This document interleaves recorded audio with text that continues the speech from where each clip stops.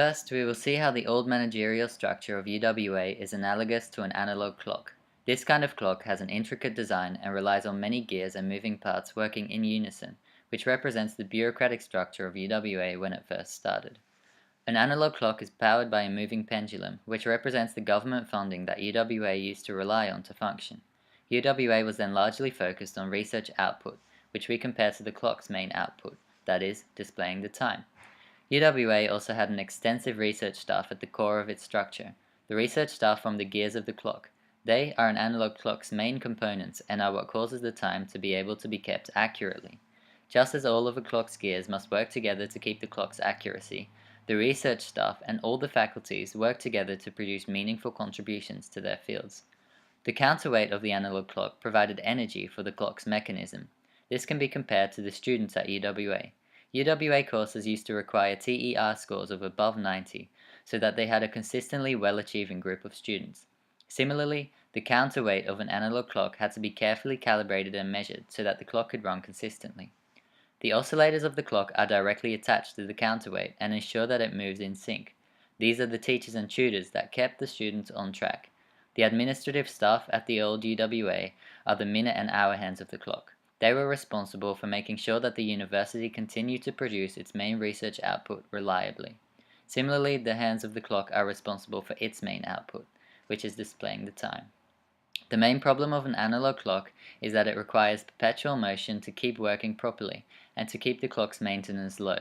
So the aim was to use pendulums and keep improving the efficiency of the clock. This can be compared to the old UWA. It aimed to increase efficiency by improving course structure and reducing entry requirements. The second progression of the metaphor is the creation of an analog clock which is powered by a motor, responsible for driving the control mechanism, supporting the oscillator. The result is a controller powering the wheel chain of the clock, which in turn is responsible for the turning of the clock arms. There is a significant comparison with the second analog clock and the developments that occurred at UWA in the year of 2012. A review into the university's course structure resulted in UWA reducing the entrance score for some students looking to attend UWA in specific subjects, thus allowing for more entrance into the university. In addition to this, the review reduced the time required for students to complete some undergraduate degrees, with some courses consisting of a 3-year undergraduate and in other cases a 2-year master's. The picture in front of you shows the various elements of the clock and how they relate with UWA in the following ways.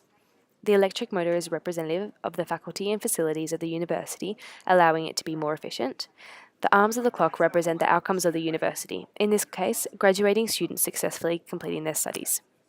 This recreation of the traditional timepiece is far more efficient than its predecessors. This is through its internal components being more cost-effective and efficient in function, and also more precise in function. This is important when comparing it to UWA, as there was a recorded drop between 2013 and 14 of 35 million in their net results, which shows that resources are not being managed effectively. So looking at the digital clock with electrical power as its input, which is representative of the funding that research grants and the student body provides to the university, this is what UWA is striving to maximise.